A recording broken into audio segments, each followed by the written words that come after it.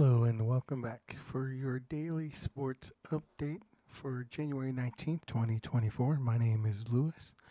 What we do is we just cover the basic highlights, uh, some of the things that are going on in professional sports, the water cooler talk, so to speak, and hopefully give a little bit of tidbits here and there and see how things go. Today we'll start off with our most populated sport, which was basketball. We had a full slate, not a full slate, but we had quite a few games going on today. Starting off with your Philadelphia 76ers winning on the road in Orlando 124 to 109. Joel Embiid leading the way, had 36 points, 7 rebounds. Tyrese Maxey also chipped in 32 points for the Sixers. For the Orlando Magic, they were led by Wendell Carter with his 25 points. Sixers just continuing their hot streak ever since the beginning of the season, just playing like a different team than they did in previous years, and definitely continuing with Joel and his run at possibly a second MVP award in a row. San Antonio Spurs went on the road to Charlotte, but were just shy, 124 to 120 against the Hornets. Hornets were led by LaMelo Ball's 28 points and his 8 assists. Brandon Miller chipped in 24. Miles Bridges 23. P.J. Washington 20. For the San Antonio Spurs, Keldon Johnson 25 points. Devin Vassell had 17. Trey Jones 16. In case you're wondering about Al Victor, he had the day off, so he didn't play. So again, Spurs kept it close, but ended up falling 124 to 120. The Phoenix Suns 123 to 109 winners over the New Orleans Pelicans in New Orleans. Devin Booker dropped a 52-point masterpiece. Kevin Durant chipped in with 26. And Yusuf Nurkic, while he only had 5 points, also chipped in 15 rebounds and 9 assists. For the New Orleans Pelicans, they were led in scoring by Zion Williamson, 24 points. Brandon Ingram chipped in 17, and Jonas Valanciunas 16 and 11 rebounds. But again, not enough. The Atlanta Hawks, with DeJounte Murray hitting a second straight game-winning shot, beat the Miami Heat in Miami 109-108. Murray finished the game with 22 points to lead all the Hawks scores. For the Miami Heat, they were led by 25 points from Jimmy Butler and Tyler Hero and 21 from Bam Adebayo.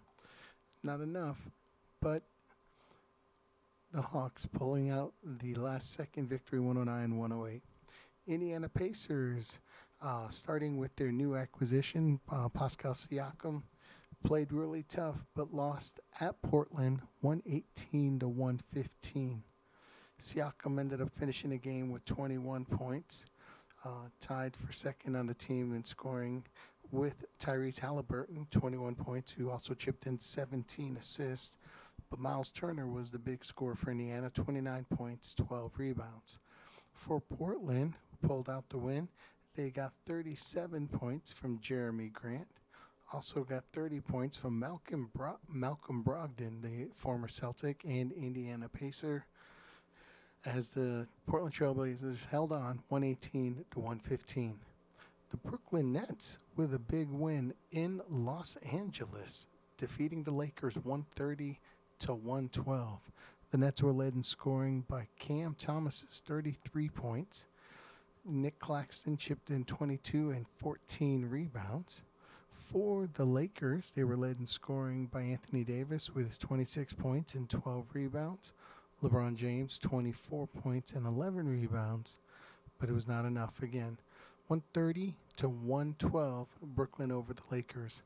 And in what was perhaps the game of the night, the Denver Nuggets snapped the 20-game home winning streak of the Boston Celtics, 102 to 100. Again, the Celtics' first loss of this basketball season at home. Jason Tatum had a chance to make a game-tying bucket, but it rimmed out with just about a second left, and then time expired. He finished with 21 points. The team was led by Derek White's 24. Kristaps Porzingis also chipped in 21 points and 8 rebounds. For the Denver Nuggets, Nikola Jokic, 34 points, 12 rebounds, and 9 assists. Jamal Murray chipped in 35 points and 8 rebounds himself to lead that Nuggets charge. Again, Boston loses their first game at home, 102 to 100. Some great basketball, unlike what we had the last couple of days where there were a ton of blowouts. So definitely glad to see that. In college sports, men's college basketball had one game. Number 11 Wisconsin won at home against Indiana, 91 to 79. In women's college basketball, a nice achievement. Stanford coach Tara Van Der Veer got her 1,202nd win. Sorry, let's lessen the light a little bit because I'm coming in pixelated. There we go. Still pixelated, but that's okay. We'll make it work. Tara Van Der Veer got her 1,202nd win, tying her with Duke's Mike Krzyzewski, the former Duke coach, for the most college wins in history. Her number 8 Cardinal beat Oregon 88 to 63 in one of 3 top 25 women's college basketball games. In the other 2, number 6 USC loses on the road at number 20 Utah 78 to 58, and number 3 Colorado loses at home against UCLA 76 to 68. In baseball news, I've mentioned before I'm a Mets fan, and so it was really neat to see that the Mets plan on honoring Dwight Gooden in April and Darryl Strawberry in June. Retiring Doc 16 on April 14th and Darryl Strawberry's number 18 on June 1st. Kind of really neat. Grew up watching these guys, and I saw that Darryl Strawberry was 61 years old, and I remember he was in his 20s when I first started watching baseball.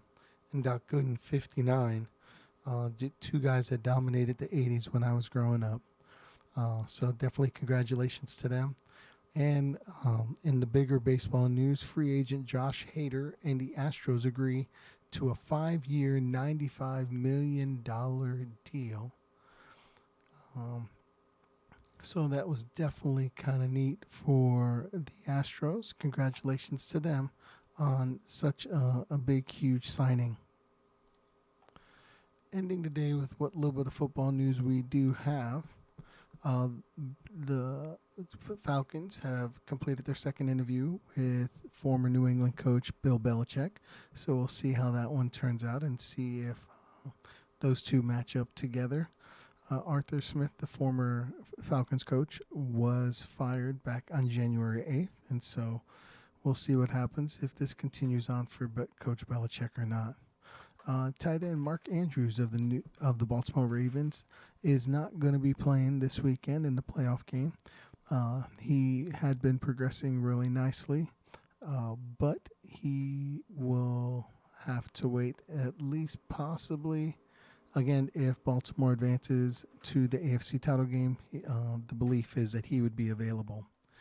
And lastly, and probably the bigger of the news pieces, Antonio Pierce, the interim head coach of the Las Vegas Raiders for the last part of this season, has been told that the interim tag is going to be dropped and he is going to be the new full-time coach of said Las Vegas Raiders, replacing Josh McDaniels, the former Patriots offensive coordinator and Vegas coach there. So congratulations to him.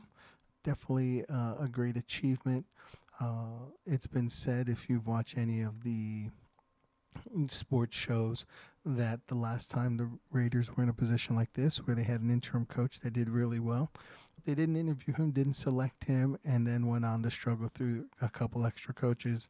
And so it looks like they learned from their mistakes and or I should say, not successes, and decided to keep Antonio Pierce in place. So congratulations to him, and hopefully it'll work out for the Raider fans.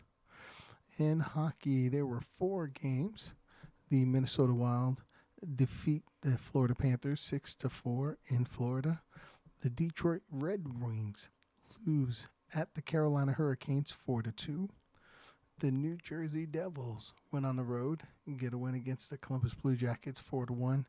And the final in overtime, the Chicago Blackhawks win at home against the Islanders 4-3. And guess what? That's it.